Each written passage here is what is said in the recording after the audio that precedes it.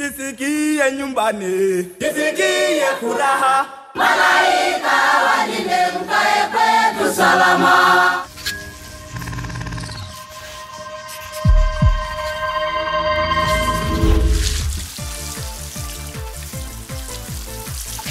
Деп суаруда қиын ба? Мә, ұста. Әй, тездетіңдер, құдалар келіп қалып, масқара болмай, қимылдасаңдаш, не мынау бұлжырап? Қамажайып па? Мына шашу бола ма? Не мен құдалар көрші ауылдан келе жатыр ма?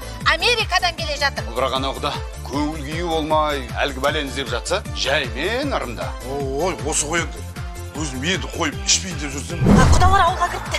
Естіңдер ме? Құдалар келді дейді, дайынсыңдар ма?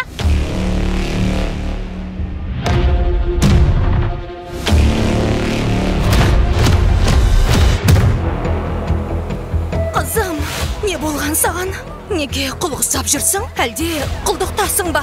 Мам, мен осы үйдің келінімін. Құлды келін деймесеңдер де? Байқадың ба, Себастьян? Мына қыз құл. Олар адам емес. Олар жануарлар. Құдайым-ай, қайтайықшы, Лия, үйге қайтайық. Мына жақта қалай тұрып жатсың? Аманда, сен өтіп сырттан келіп маған том пішпе? Ол құл емес. Ол келін. Қазақта келін ешқашан құл болмаған. Келін деген шаңырақтың киесі. Келін деген ұрпағымызды көбейтуші. Сен өтіп біздің салт дәстүрімізге тіл тигізбе. Мен қызымды құлдықта қалдырмаймын. Мен тірі тұрғанда келінімді ешқайда жібермеймін. Кетесің ба бар? Өзің кет! Күшті сериал болады сен мына жерде.